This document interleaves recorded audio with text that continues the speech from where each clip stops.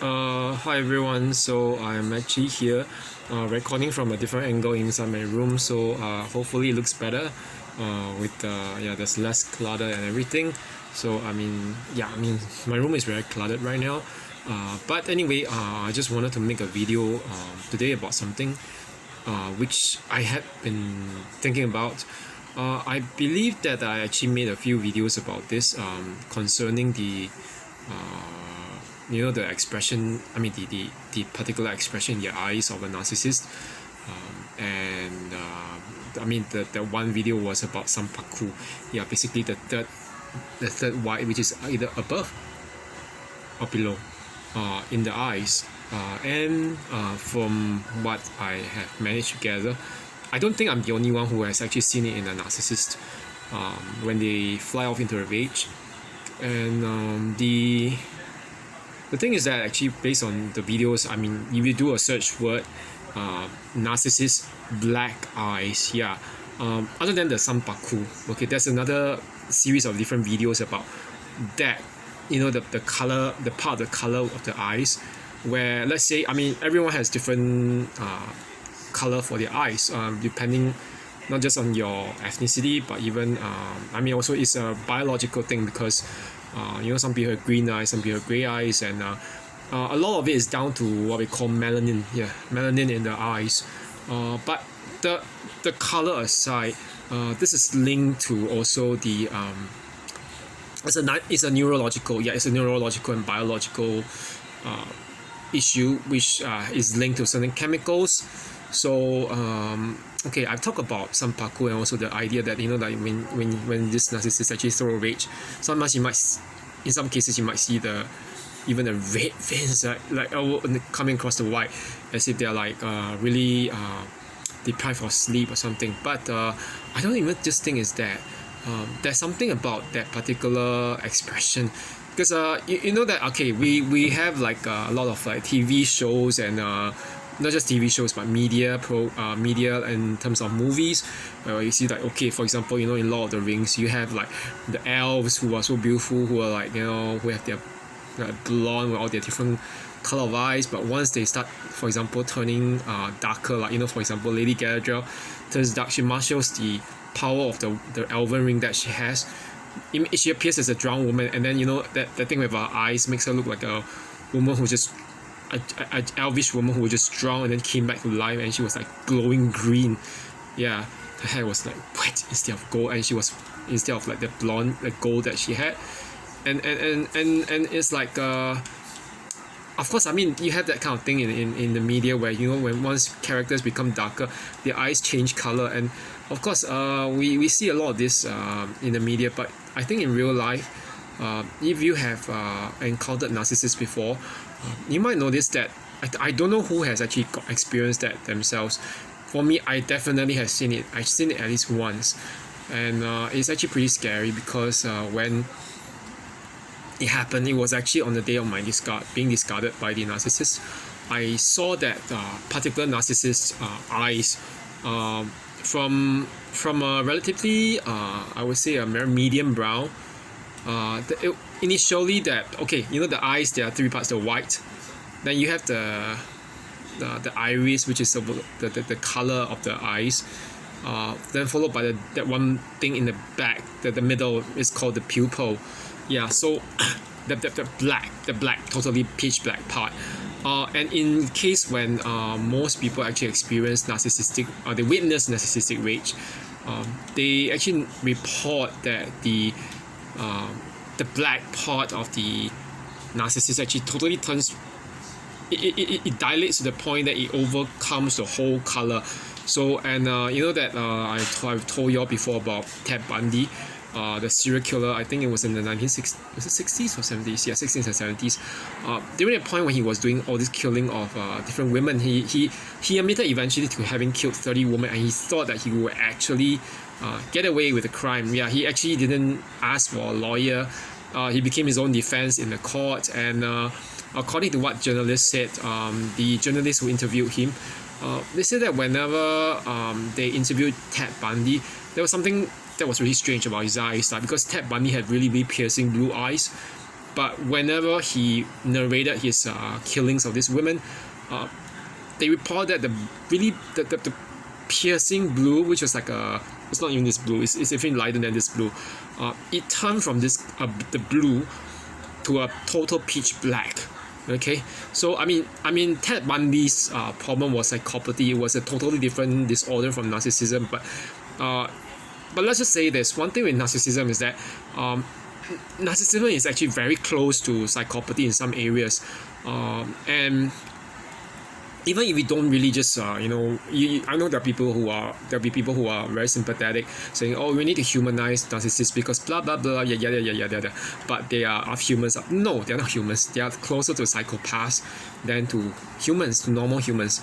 And narcissists are really they're evil people. They deep down inside, which normal person in the right mind would enjoy hurting other people and then give so many freaking excuses to justify it. Only narcissists and their kind, being those who are sociopaths, who are psychopaths, those who suffer from cluster B personality disorders, only people of their kind will do that. And it's not even just a case of like wanting attention or whatever. It's more than just that. Okay, so okay, but back to the whole thing about seeing those eyes change color. When I noticed it myself with that particular narcissist, I remember that actually the medium brown. There was something strange. I can't actually. I mean, in retrospect, it seems like I was very scared. Actually, I was very scared when I saw it happening. It wasn't like anything.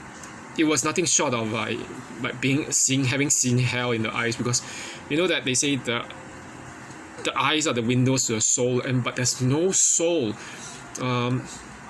That particular narcissist's eyes were darting out and there, like like I said, look at me, no, but the eyes are like, like that. Okay, their eyes are darting about while talking to you, and it's obvious that they don't want to look at you because they are scared that there's a kind of underlying fear, but it's not the kind of fear as in they are scared of you, but because they are worried that you would see through them into the lack of that soul in them. And what was even worse was that the eye color change. I remember that the eye color, I know it sounds crazy. My friend even asked me, is that even human? No, I don't think it's human, because when I saw it, actually what happened was that I actually told one friend this. He was like, what? This doesn't sound human. And I said, those eyes of that particular person turned from a medium brown to something that was kind of orange, or there was some light. Not light, it was something otherworldly.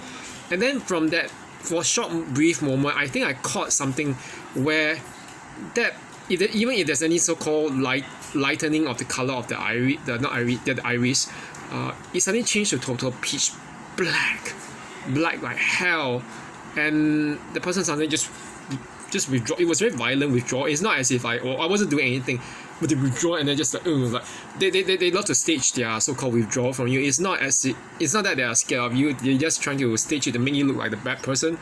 And when I saw that, I was like, oh, there's no turning back. And I told one friend, and this one friend said, oh, you better get out.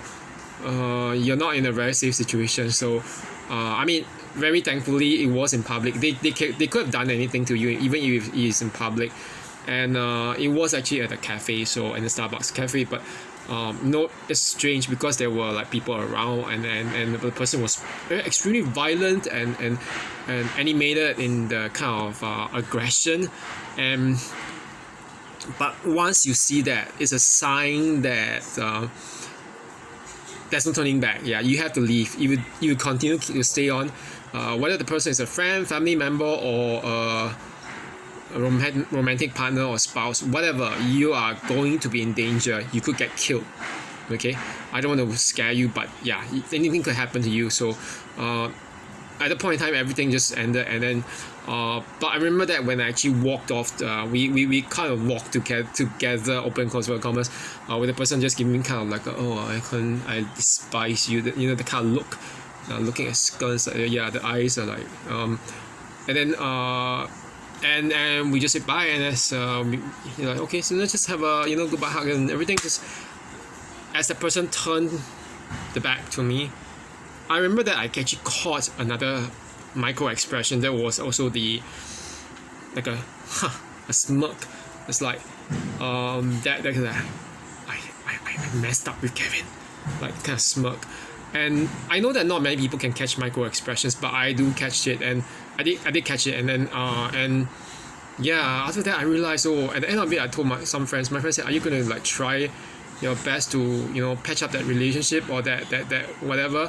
And I said no, it's not gonna work out. And I knew that it's very hard actually when you think about it, because whether it's a friend or romantic partner, family member, whatever, once these kind of things break, I know that every one of us, being empathetic people, we want to think, maybe we should try to repair and make sure that everything can go back to normal.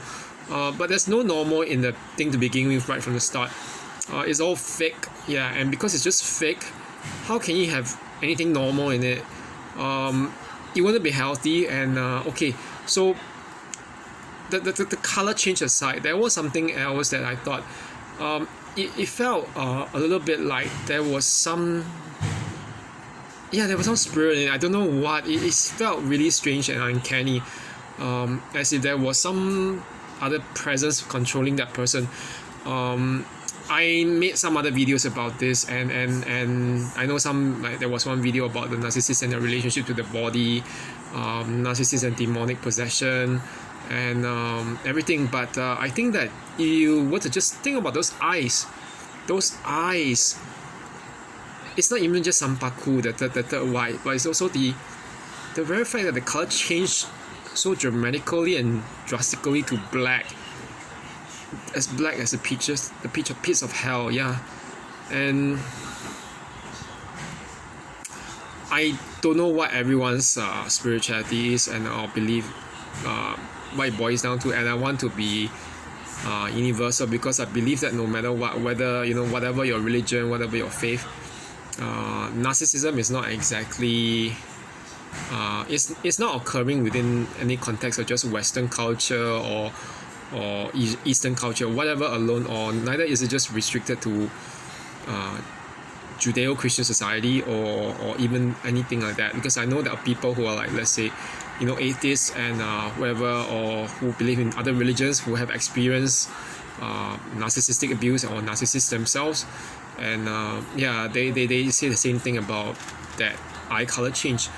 So I believe it's actually partially linked to hormones, the changes in hormones like the adrenaline and cortisol rush that happens within the narcissist, because the narcissist actually they are always living in this fight-flight mode, not so much flight but more fight, because they are very confrontational and high conflict driven. So when you have such a kind of personality, it is always pushing you to get into conflicts with other people. But other than that, those hormonal changes, but the strange thing is that based on what I have noticed, it seems that a lot of them this narcissist seems to have checked out. Yeah, they seem to have checked out at this point, because you might realize that in the case of some, like, when there's some videos online here and there, they're talking about how these people who are either victims or who are not just victims, who are the narcissists themselves, they say that when they do that kind of stuff, they seem to have checked out. Yeah, mentally their mind is not there. Their mind is somewhere else, and but they're physically there. So if you put it in a religious sense, obviously, wouldn't we say that some spiritual presence has overtaken their bodies, and then they're not acting in their own usual self anymore? But but that said, the psychological bit was much more concerning, because this is the bit where I think that it can be explained totally via science. They are overtaken by something else, something deep within that they cannot control. It could be them. Some very primitive, bestial instinct within them, which we tend to be more in control of if we are non-narcissistic. Yeah, in the case of narcissistic people, they are not in control of themselves. They don't have good emotional regulation. They are very bad in that. In fact, I would say they're extremely bad and terrible in emotional regulation. So so that's it for now, and I'm actually curious to know what everyone's experience of this is. If you have experienced that, maybe you can just let me know and put down in the comments what exactly you witnessed with the eyes on the narcissist. I remember that me in my case, I didn't just see it, the change in the eye color, the some parkour, but there's something about the teeth. I mean, the narcissist have very bad teeth. Like that particular narcissist, like I was like they're kind of molars or kind of like fang teeth. So it's like at the point in time, I was telling one YouTuber's fellow YouTuber in the community of narcissistic abuse. I told her, like fang teeth with when you have this saliva splattering, it also felt like someone's spitting venom. It sounds disgusting, but but that was that particular narcissist, and I'm just glad that we don't talk anymore, and whatever, like what friends or whatever. Like we are not even friends at all, please. And then okay, I just want to also, I'm gonna make another video about the relationship of narcissists to the occult or the spiritual or metaphysical realm, especially in the case of certain things that I think I've been talking about, like psychic hearing, astral projection, things like that. But I'll talk about that later. Okay, so till then, okay, have a good rest of the week. The weekend anyway is coming. I still have to work tomorrow, so but I'm actually I'm kind of relieved actually. It's good to have a job and to work. So have a good one, everyone. Bye bye.